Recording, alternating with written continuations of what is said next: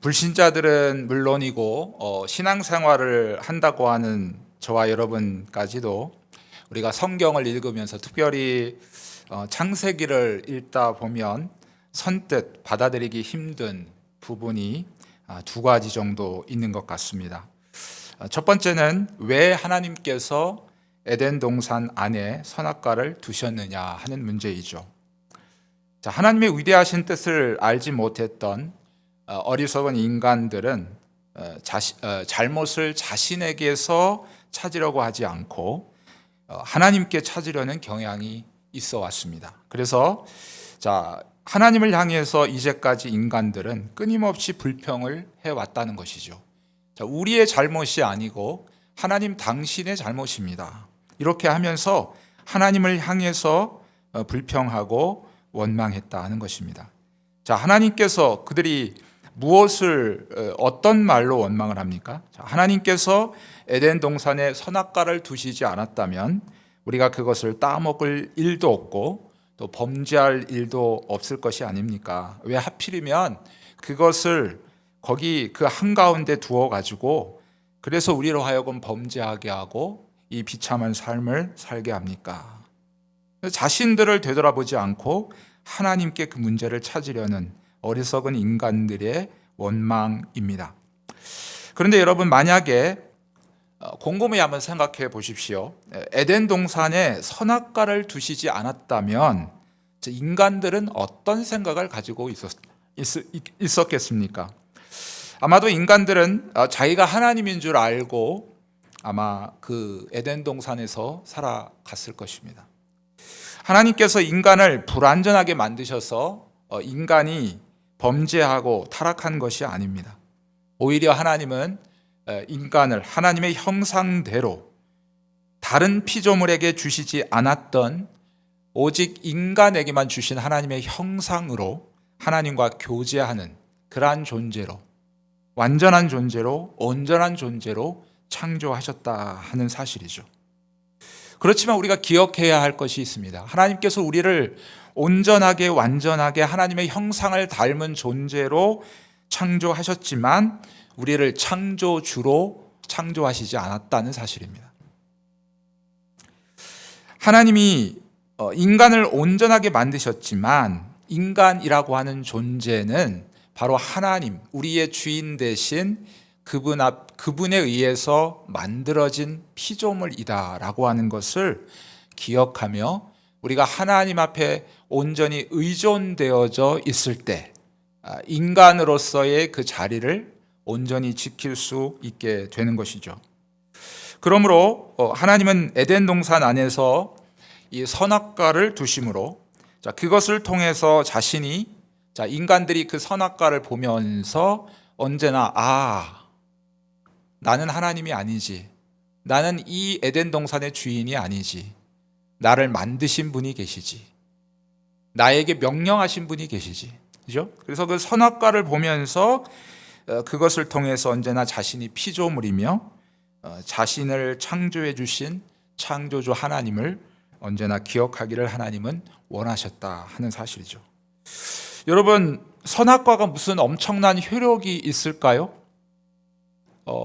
우리가 이렇게 남자들 보게 되면 목에 이렇게 튀어나온 게 있지 않습니까? 제가 어렸을 때 들었을 때는 아담이 그 선악과 열매를 따 먹고 열심히 먹고 있는데 이제 씹어서 삼키는 중에 목에 넘어가는 중에 하나님이 부르셔가지고 놀래 자빠져서 그렇게 여기 딱 걸렸다, 이제 이런 우스갯소리도 하는 이야기를 들어봤습니다. 그래서 이걸 영어로 애덤스 애플이라고 얘기하잖아요. 그래서 뭐 어떤 영어 성경 번역본에는 뭐 사과다, 애플이다 그렇게 이제 기록한 그런 번역한 그런 성경도 제가 봤는데, 여러분, 이것이 이 선악과가 무슨 효력이 있는 것이 아니에요, 그렇죠?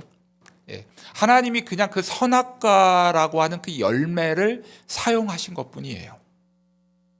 그 선악과가 아니라 다른 어떤 감나무라든지 다른 어떤 귤나무라든지 이것을 하나님이 선택해서 하셨다면 하나님의 명령은 동일한 거죠.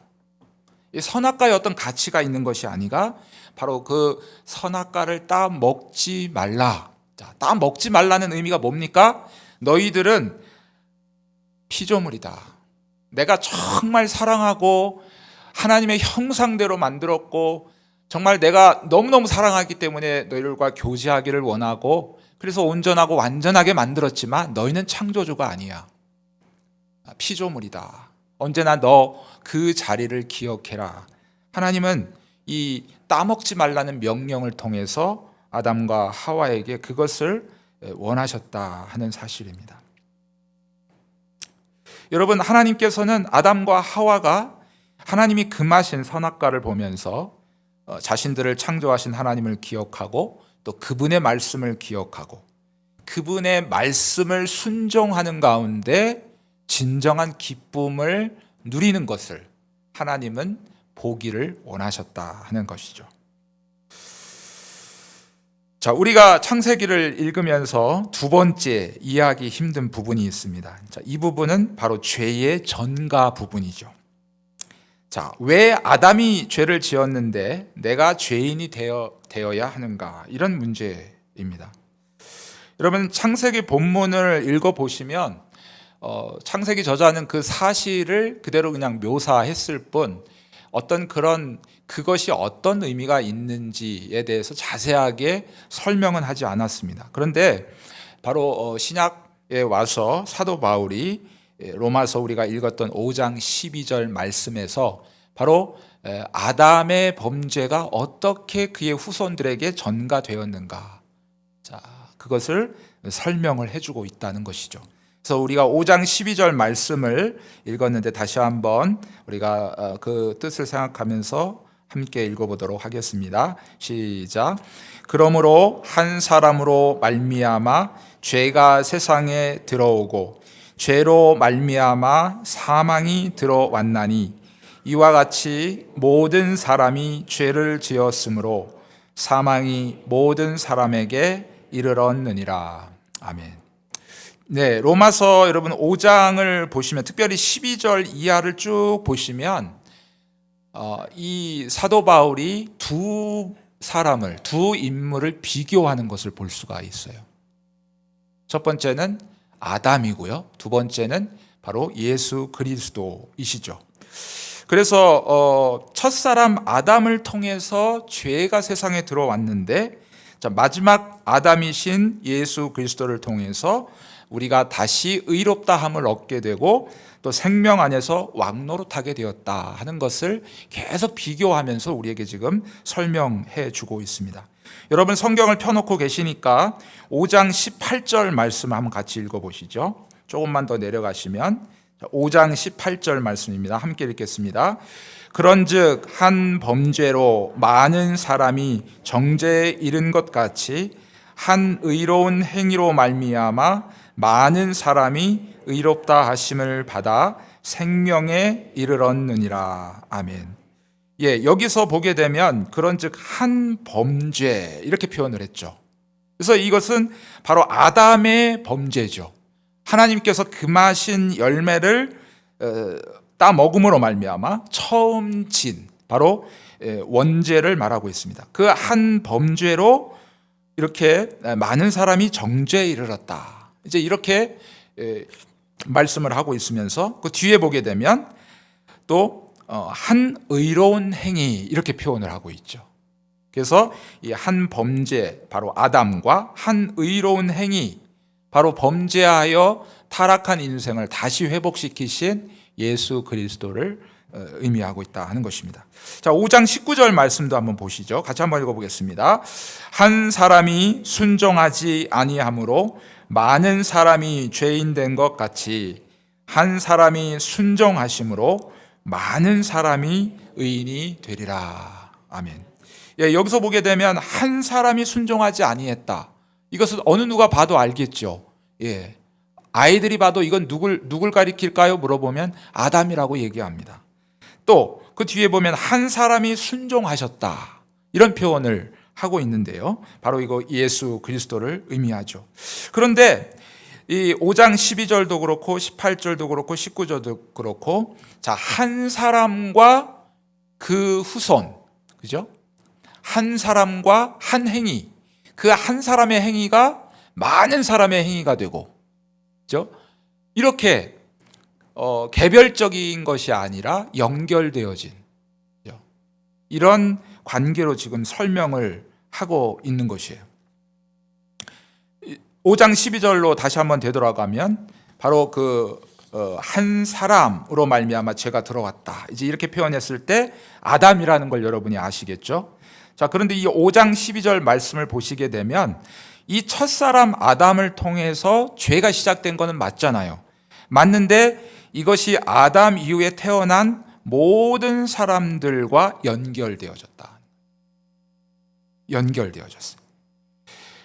여러분, 우리 옛날에 그런 이제 어르신들 그런 우리나라에 그런 법이 있었죠. 한참 이제 방공 교육을 할 때, 제가 어렸을 때 그런 교육을 받은 것 같은데, 방공 교육을 받을 때 우리 할아버지라든지 또 아버지라든지 이런 분들이 어떤 북한과 연결되어 있는, 빨갱이하고 연결되어져 있는 그러한 사람이라면 그 가족들은 뭐 이렇게 공무원 같은 데라든지 어떤 취업이라든지 이런 걸 못 하는 거죠. 그 연좌제라고 그렇게 얘기를 하잖아요. 이것이 우리나라에서 이제 폐지가 됐긴 했지만 그걸 한번 생각하시면 될 것 같아요. 예. 그 자손들 입장에서는 굉장히 억울할 거예요. 나는 전혀 공산주의하고는 관계없는데 하필이면 우리 조상이 공산주의와 연결이 됐다라는 그런 이유만으로 내가 내 사회에서 정말 당연히 누려야 될 권리를 누리지 못하고 제한을 받고 다른 사람들의 눈총을 받아야 되는 이러한 그 입장 한번 생각해 보시면 될 것 같아요. 딱 이와 같습니다. 그러니까 바로 이 첫사람 아담을 통해서 죄가 시작이 됐는데 이것이 아담 이후에 태어난 모든 사람으로 연결돼서 아담의 범죄가 곧 아담의 모든 후손들의 범죄, 죄인이 됐다 하는 것을 5장 12절 말씀에서 우리에게 설명해 주고 있습니다. 이것이 바로 죄의 전가이다 하는 것입니다. 근데 성경에서는 이렇게 죄라고 하는 것을, 특별히 원죄에 대해서 이렇게 그의 후손들에게 이렇게 전가되었다라고 하는 것을 우리에게 확실하게 가르쳐 주고 있는 거예요. 그런데 모든 신학자들과 모든 목회자들이 이 성경 말씀을 바로 깨닫고 바로 이해하고 바로 가르치면 좋겠는데, 이것을 이상하게 깨닫고 이상하게 가르치는 사람들이 역사적으로 기독교 2000년 역사 가운데 계속 있어 왔다는 것이죠. 그렇게 혼란스럽게 사람들을 가르쳤기 때문에 교회 안에 혼란한 그러한 여러 가지 어려운 일들이 있었지만, 그러나 하나님은 그 이단들의 잘못된 가르침을 통해서 오늘 우리에게 온전하신 성경을 그대로 우리에게 가르쳐주는 정통교리가 세워지게 되었다 하는 사실입니다. 여러분, 초대교회에 어거스틴과 동시대에 살았던 인물이 있었는데 바로 그 사람이 펠라기우스라는 사람이죠. 자, 그는 죄의 전가 부분에 대해서 로마서에서 지금 사도 바울이 가르쳐 준 것에 대해 그렇게 이해를 하지 않고 그렇게 가르치지를 않았어요. 이 사람도 목사죠. 어떻게 보면 신학을 연구하는 신학자이면서 목회자이기도 한 사람이죠. 그러니까 많은 사람들에게 얼마나 많은 영향력을 끼쳤겠습니까? 그런데 이 사람이 어떻게 그것을 가르쳤냐면 바로 이 아담의 죄가 그의 후손에게 전가된 것이 아니라 모방됐다라고 얘기하고 있어요. 모방이라는 것은 뭡니까? 예를 들자면 이거죠. 아버지가 거짓말하는 것을 그 자녀들이 봤어요. 제가 어렸을 때 이제 핸드폰이 없었을 때 한 가정에 하나씩 띠리링 하는 그 전화기가 있지 않습니까? 그 전화기가 이제 전화 오면은 이제 전화를 받아요. 아들이든 딸이든 받는데 이제 받아가지고 여보세요 그러면 네 엄마 바꿔라 이제 이렇게 얘기하잖아요. 근데 이제 엄마가 상대방이 이제 누가 전화했는지 알아요. 근데 전화 서로 받기가 껄끄러워. 그럼 어떻게 해야 됩니까? 엄마 없다고 해라. 그렇게 얘기하죠. 그러면서 아이들이 거짓말을 배워간다는 거예요. 네. 과연 이 말이 맞습니까, 여러분? 물론 이제 그 거짓말의 능수능란함을 배우는 것은 아마 모방을 통해서 가능할 거예요. 어떻게 하면 사람들을 깜짝같이 정말 속일 수 있을까?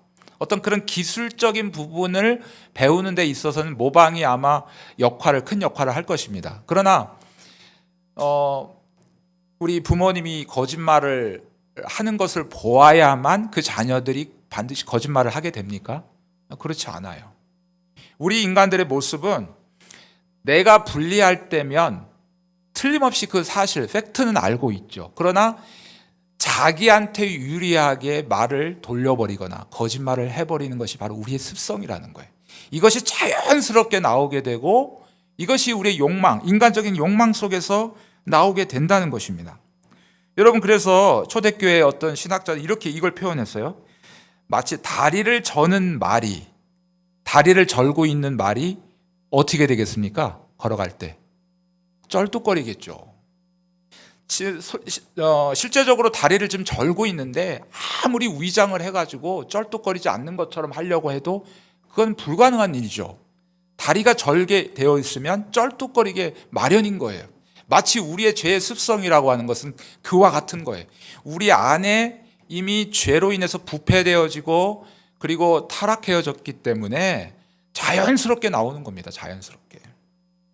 그러니까 이 펠라기우스가 주장했던 이 죄는 바로 모방을 통해서 우리에게 전달되어졌다라는 이 주장은 잘못되어진 거죠. 그러니까 이 첫 단추가 잘못 끼어지니까 그 다음부터는 이상한 방향으로 가르침이 가게 됩니다. 특별히 이 죄에 대해서, 죄의 전가에 대한 부분에서 그렇다 하는 말씀이죠. 그래서 여러분, 하나님께서는요, 사실 우리를 창조하시고 우리가 범죄하지 않고 하나님께서 하나님의 말씀을 순종하는 가운데 우리가 기쁘게 행복하게 살기를 원하셨는데 우리가 그 하나님의 명령을 불순종하게 되니까 이제 어떻게 됐습니까? 바로 죄 아래 저주 가운데 있게 됐는데 이제 하나님의 정하신 법칙이 생기게 된 거예요. 그건 뭐냐면 바로 부모의 정자와 난자가 만나는 순간, 그걸 뭐라고 그러죠? 수정체잖아요. 그럼 우리 기독교에서는 그것을 생명체로 보죠. 하나의 생명이라고 보는 거예요. 그때부터는 이제 낙태를 하게 되면 하나님 앞에 큰 죄를 범하는 것이죠. 근데 이 수정체가 되어질 때 이미 어떻게 됩니까? 우리는 아담의 원죄를 물려받게 되는 거죠. 여러분, 이런 성경의 이런 부분들을 설명하는 성경 대표적인 구절이 시편 51편 5절 말씀입니다. 시편 51편은 다윗이 우리 안에 밧세바를 범한 이후에 하나님 앞에 통회하며 자복하며 회개하는 그러한 기도를 올린 것이죠. 그러면서 자기 자신의 실체를 보았어요. 자기 자신은 어떤 존재인가? 나는 죄악 중에 출생한 존재다. 그리고 어머니가 죄 중에서 나를 잉태했다.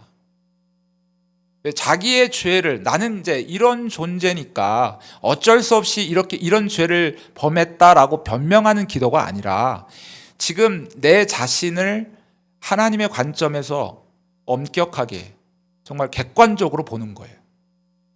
우리 자신은 아까 이 말이 저는 다리를 갖고 있으면 쩔뚝거리는 건 그건 당연한 것처럼 우리 안에 바로 우리 하나님의 그 형상이 있지만 그것이 완전히 타락이 되고 그것이 정말 하나님의 말씀 안에 불순종하게 되니까 이것들이 이제 결국에는 우리로 하여금 하나님 앞에 불순종하게 만들고 결국 우리로 하여금 더욱더 하나님을 향해 나아가지 못하게 하는, 자, 그런 것들을 내 자신을 한번 정말 바라보게 되면서 고백하는 다윗의 고백인 것이죠. 여러분, 이 아담의 전가 교리를 지금 인정하지 않으면 우리는 구원받을 사람이 없습니다. 똑같이 하나님께서 아담이 범죄함으로 그 이후에 태어난 모든 정자와 난자가 만나서 수정되어진 생명체가 그때부터 죄인이 되는데 그 안에 다 있어야 되는 거예요. 그것이 하나님의 정하신 법칙인 거죠. 근데 어떤 사람들은 이렇게 얘기하는 사람도 있지 않습니까? 내가 만약 아담이었으면 선악과를 안 따먹었을 텐데 왜 하필이면 아담이 따먹어가지고 이런 고생을 하는가? 라는 생각을 하는 사람들도 있죠. 근데 그런 생각을 하는 사람들, 그런 말을 하는 사람들은 어때요? 이미 지금 하나님의 말씀, 하나님의 어떤 정하신 법을 지금 어기고 있는 거죠. 이미 범죄한 이후에 아담의 죄가 결국 그 후손에게 가도록 하나님은 그렇게 정해 놓으셨는데 그걸 자기는 인정하지 않겠다는 것이죠. 그러니까 여러분, 이 아담의 전과 교리를 인정하지 않으면 바로 예수 그리스도의 의의 전과 교리도 우리에게 이루어질 수 없어요. 그러면 어떤 일이 벌어집니까? 우리 자신이 우리 죄 문제를 해결해야 돼요. 그리고 우리 스스로가 율법의 요구를 완성시켜야 돼요. 충족시켜야 돼요. 하나님 앞에 율법을 완전히 지켰다, 100% 지켰다라고 하는 그 테스트에서 합격점을 받아야 됩니다. 그런데 우리는 이미 타락한 이후에 그러한 능력을 상실해버렸기 때문에 여러분, 죄의 전가가 비록 억울하지만 아담의 죄가 우리에게 그대로 전가되었어요. 그러나 하나님께서는 그 방법을 다시 바꾸어서 예수 그리스도의 그 의로우신 행위를 통하여 다시 그 의가 우리에게 전가되게 함으로써 우리 스스로가 우리의 죄값을 해결할 수 없고 우리는 우리 스스로가 하나님의 율법을 만족시킬 수 없으나 예수 그리스도의 그 완전하신 의를 보시고 저와 여러분을 의인으로 삼아주시고 하나님의 자녀로 삼아주시고 천국에 갈 수 있도록 우리에게 허락해 주셨다 하는 사실을 우리가 기억해야 하겠습니다. 자, 여러분, 펠라기우스는 원죄라고 하는 것을 이렇게 얘기해서 인간의 본성을 오염시키지 않았다, 이렇게 얘기하고요. 자, 하나님의 도움 없이 이제 점점 이상하게 나갑니다. 하나님의 도움 없이 인간의 의지로 선과 악을 행할 수 있는 능력이 있다. 여러분의 의지를 가지고 정말 하나님이 원하시는 선한 일을 할 수 있는 능력이 우리에게 있습니다. 여러분, 우리 스스로가 알잖아요. 그죠? 우리가 하나님의 말씀을 알고 그리고 그 말씀대로 순종하려 하는데 내 의지대로라면 그 말씀을 우리가 온전히 순종할 수 있느냐 말이에요. 우린 벌써 거기서부터 문제가 생기는 것인데 이 펠라기우스는 인간의 의지로 얼마든지 선과 악을 행할 수 있다.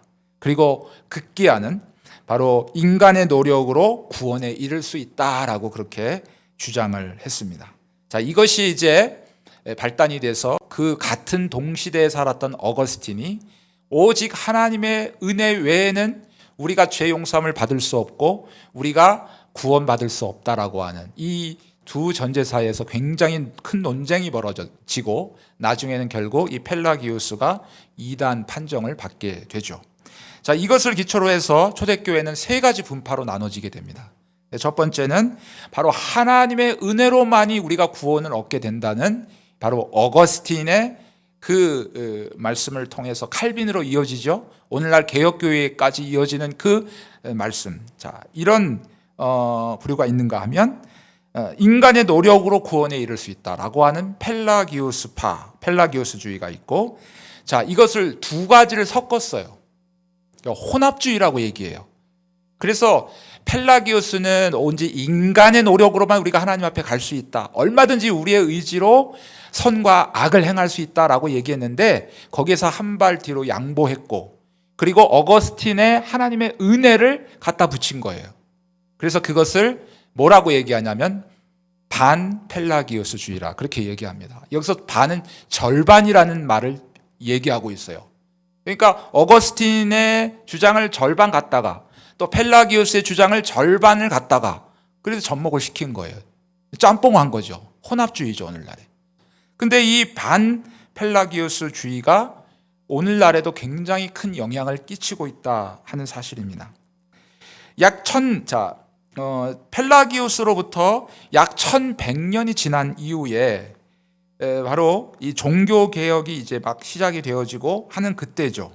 근데 그때에 바로 이 알미니우스라고 하는 사람이 또 출현합니다. 이 사람도 목사예요. 사람들에게 어마어마한 영향을 끼치는 사람이죠.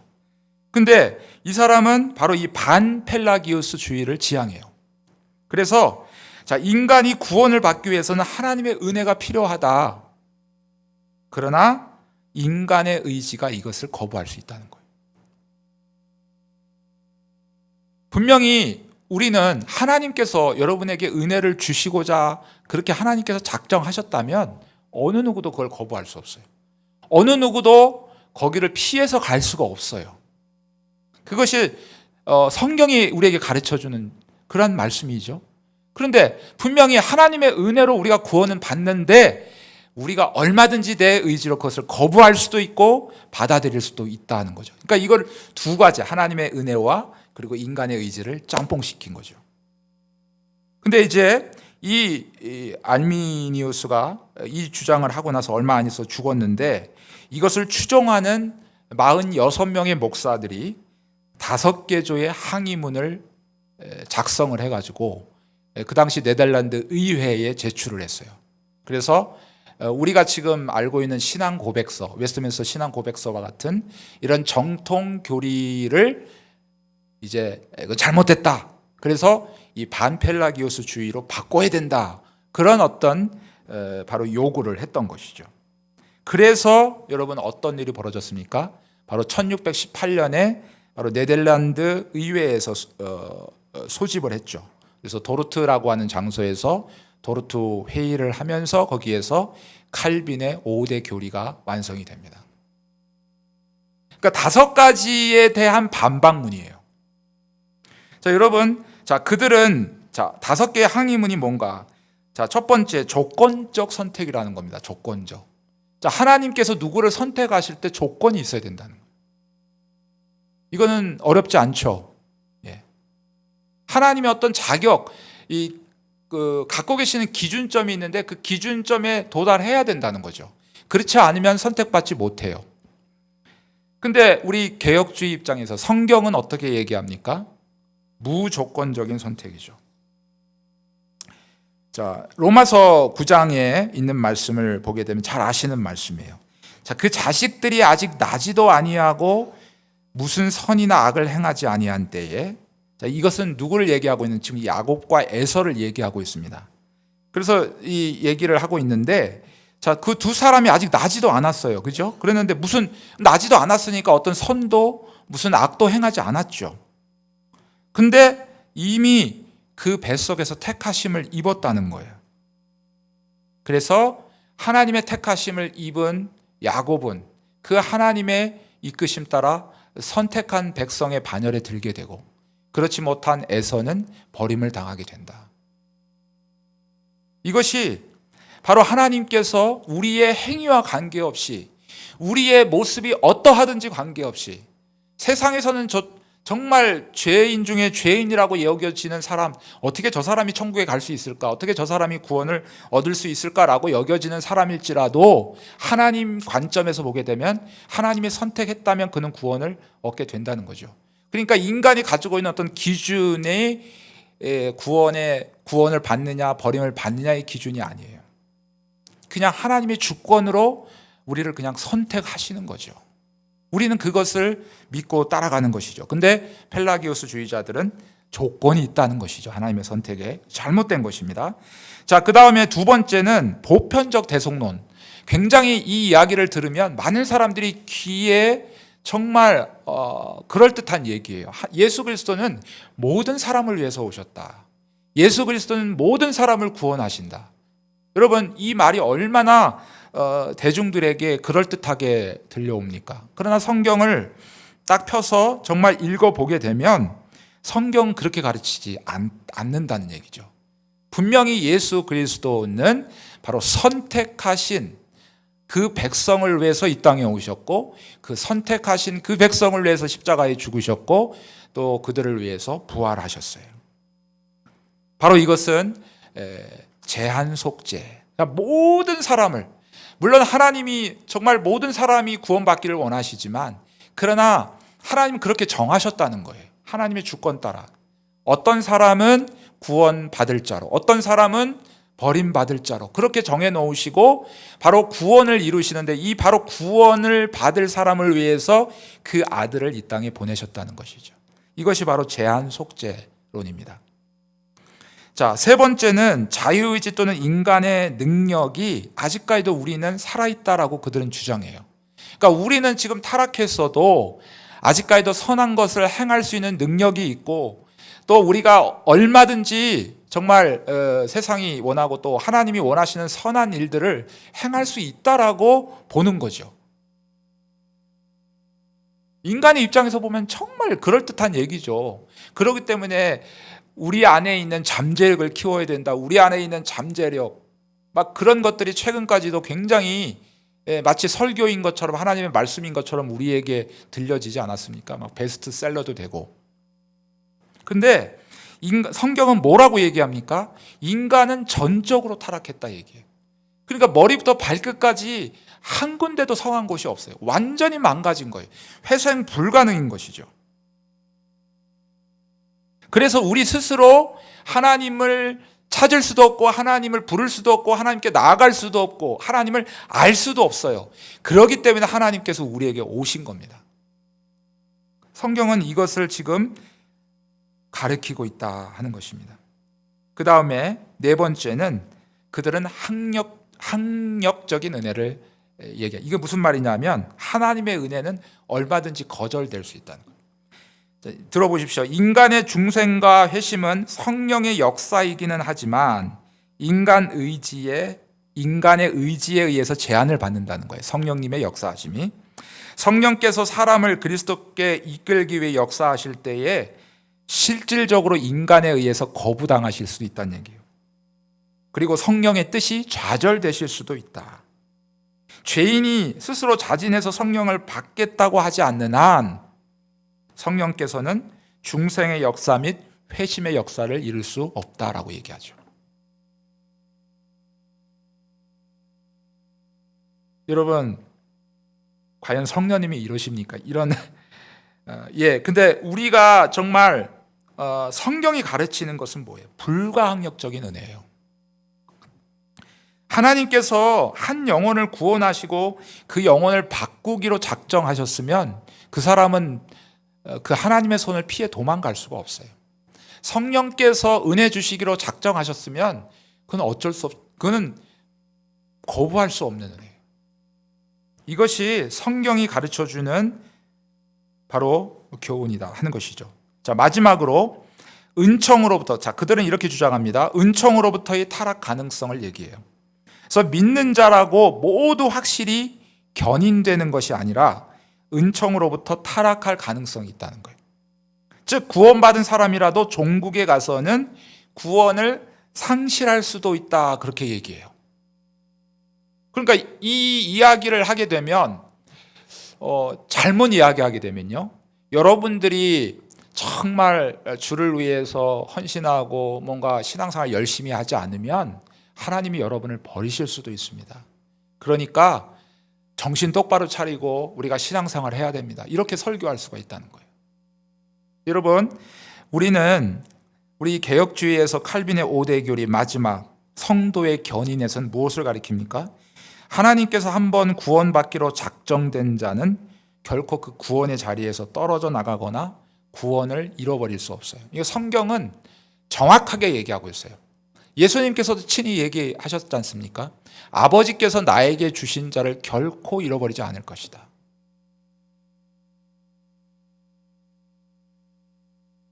고린도전서 1장 8절 말씀에도 주께서 너희를 우리 주 예수 그리스도의 날에 책망할 것이 없는 자로 끝까지 경고케 하시리라. 여러분, 하나님께서 택한 백성들을 이 땅에서 똑같이 고난 중에 살아갑니다. 때로는 근심이 오고 걱정이 오고 때로는 믿음이 흔들릴 수도 있습니다. 과연 천국이 있을까? 과연 이 세상이 전부가 아닐까? 세상 사람들이 생각하는 것처럼 그런 생각들이 잠시 잠깐 우리를 힘들게 할 수도 있어요. 그러나 이내에 성령께서 우리를 더욱 단단히 붙잡으세요. 우리를 정말 그 하나님의 나라에 이를 때까지, 하나님의 나라에 이를 때는 두 가지 방법밖에 없죠.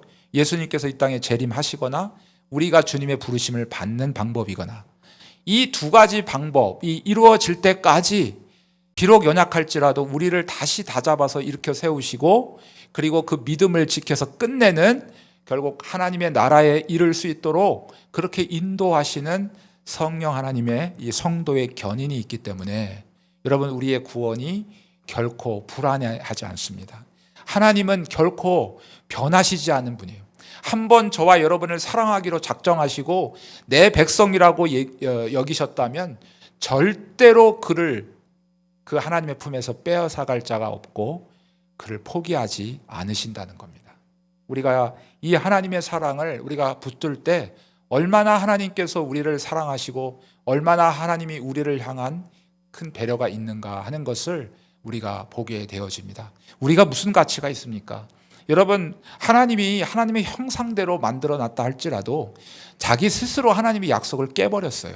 죄라고 하는 것이 뭡니까, 여러분? 죄라고 하는 것이 그냥 누구를 죽이고 살인을 하고 거짓말을 하고 또 이상한 짓을 하는 그러한 그 자체가 죄가 아니죠. 그것은 물론 그것도 죄죠. 그러나 그 결과적으로 나온 것이고, 죄의 정의는 무엇입니까? 죄의 정의는 하나님을 배반하는 것이죠. 하나님의 약속을 깨는 것이죠. 우리는 스스로가 하나님과의 약속을 깼기 때문에 여러분, 하나님의 긍휼을 얻을 그런 여지가 없습니다.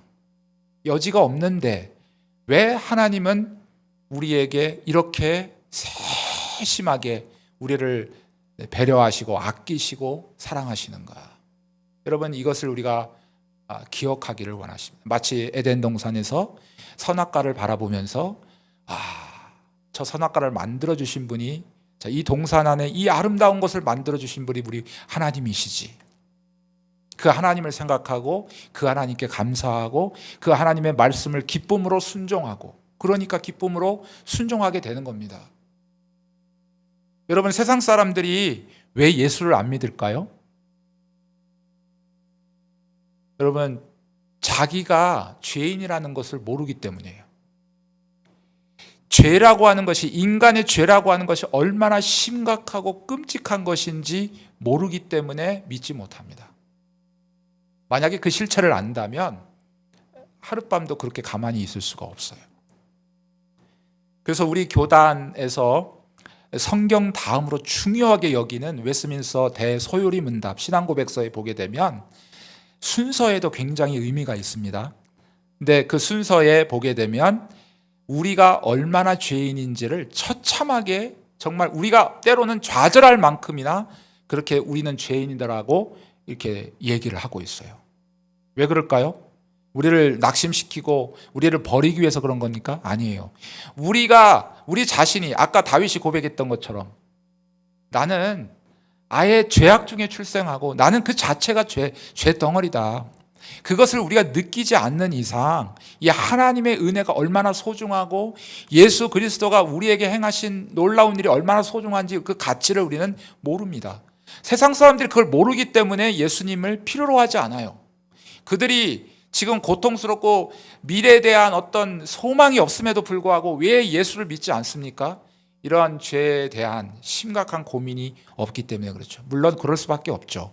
왜냐하면 우리가 죄에 대해서 알려고 해도 우리의 힘으로 알 수 있는 힘이 우리에게는 이미 상실해버렸기 때문입니다. 저와 여러분은 성령님을 통해서 우리가 얼마나 흉악한 죄인이었고 얼마나 그 죄 중에 저주 가운데 있었는데 하나님께서 우리를 사랑하여 구원하여 주시고 이 은혜의 자리에 우리 이제는 하나님의 자녀 삼으셔서 어떤 어려움과 고난과 환난이 있어도 천국에 이를 때까지 저와 여러분을 몸과 영혼을 붙드시고 지키시고 격려하시며 때로는 말씀으로 강권하시면서 우리를 이끌어 가시는가. 이 하나님의 세심한 사랑을 받은 저와 여러분인 줄 믿습니다. 그러니 어떻게 해야 되겠습니까? 우리가 이 땅 사는 동안 항상 기뻐할 수밖에 없어요. 범사에 감사할 수밖에 없어요. 여러분, 하나님을 의지하고 주님 앞에 기도할 수밖에 없습니다. 때로는 상상하지 못한 어려움과 힘든 일 우리에게 닥치죠. 그럴 때 근심이 잠깐 있죠. 그러나 우리에게 베풀어 주신 그 하나님의 사랑에 비하면 이 잠깐의 고난과 어려움은 아무것도 아니라는 거예요. 잠깐 그냥 눈물만 훔치고 다시 일어나서 우리에게 주신 하나님의 그 명령, 여러분, 그 명령이 너무 고되고 괴롭고 무겁습니까? 그렇지 않아요. 우리가 이 놀라운 이 하나님의 은혜를 우리가 깨닫게 된다면 내가 정말 하나님을 위해서 할 수 있는 것이 뭔가? 그분의 명령을 즐거워하고 그분의 명령을 기쁘게 따라가는 것이다. 우리가 그렇게 살아갈 수 있는 것입니다. 오늘 이 말씀을 기억하시면서 저와 여러분은 성령을 통해서 죄가 어떤 것인가? 나는 정말 큰 죄인입니다. 그것을 깊이 깨닫고 그러기 때문에 나는 예수가 필요합니다. 그러기 때문에 나는 예수님 없이는 살 수 없습니다. 이렇게 고백한 성도들인 줄 믿습니다. 우리가 그 감사한 마음과 그 감격을 가지고 우리가 주님 오시는 그날까지 또는 여러분이 주님 앞에 설 때까지 정말 항상 감사하며 그리고 말씀을 기쁨으로 순종해 나아가는 저와 여러분 다 되시기를 주님의 이름으로 축복합니다.